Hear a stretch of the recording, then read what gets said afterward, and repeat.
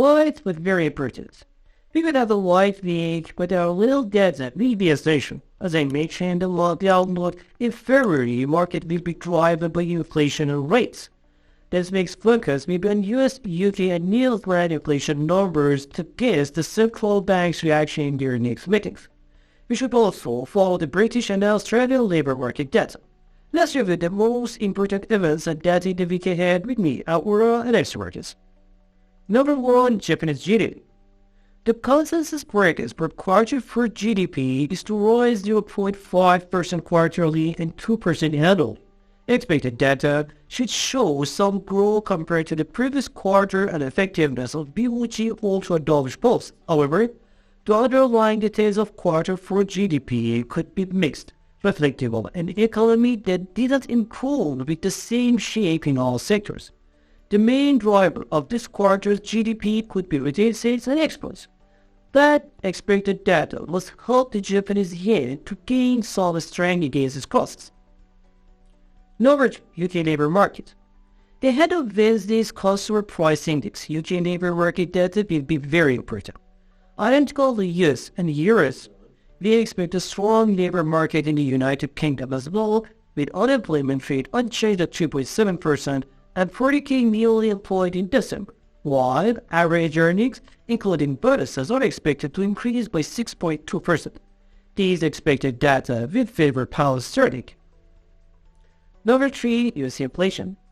After several months of decreasing, considering rising gasoline prices and pause in a downtrend of used car prices, we expect to see price growth in January compared to the last December.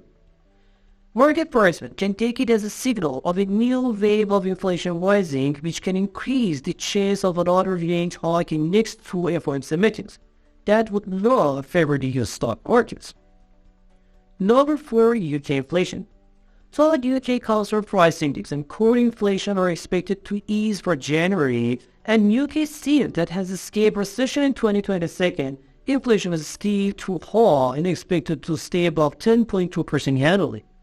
Since the February meeting, the Bank of England raised the policy rate 50 bps to 4%, mentioning that evidence of persistent price pressure will require further monetary tightening.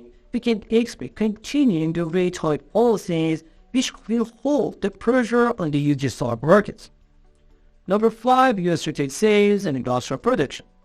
Another sign of acceptable economic condition in the US could be the January's retail sales and industrial production numbers. After December decline, we can expect a recovery in January. And since retail sales are nominal stories, with the expected increase in the inflation in January, retail sales increase must be more obvious. With a sign of positive sales and production activities in January, we can count on continuing hawkish tones from Fed, which will lift the US dollar and pressure the stock markets. But finally, number 6 is starting unemployment. Despite some softness in the previous activities on labor market numbers, RBI raised the rates in the last week's meeting and signaled more rate hike in its future meetings. Given the reopening of China's economy, we can expect positive numbers in the labor market data, with 20,000 hiring in January and a steady unemployment rate of 3.5%. Expected data support the central bank's outlook, which means the current EU 1200 uptrend can continue. Thanks for watching this video on hold. It's going to be an amazing week for all of you guys.